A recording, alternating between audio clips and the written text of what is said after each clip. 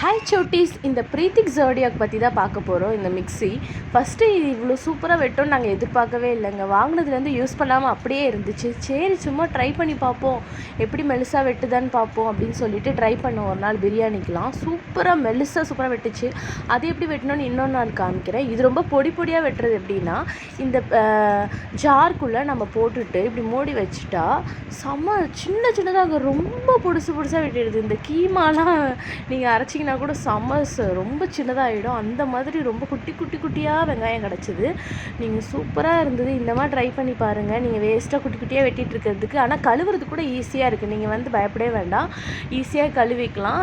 இந்த மாதிரி நீங்கள் ட்ரை பண்ணி பாருங்கள். நான் இன்னொரு வீடியோவில் அந்த ஸ்லைசிங் எப்படி பண்ணுறாங்க, பிரியாணிக்கு ஸ்லைஸாக கட் பண்ணுவோம், அது எப்படி கட் பண்ணுறதுன்னு இன்னொரு வீடியோவில் காட்டுறேன். நீங்களும் இந்த மாதிரி ப்ரீத்தி ஜோடியாக் வச்சுருந்தீங்கன்னா, யூஸ் பண்ணாமல் வச்சுருந்தா அப்படியே யூஸ் பண்ணிக்கோங்க. பை.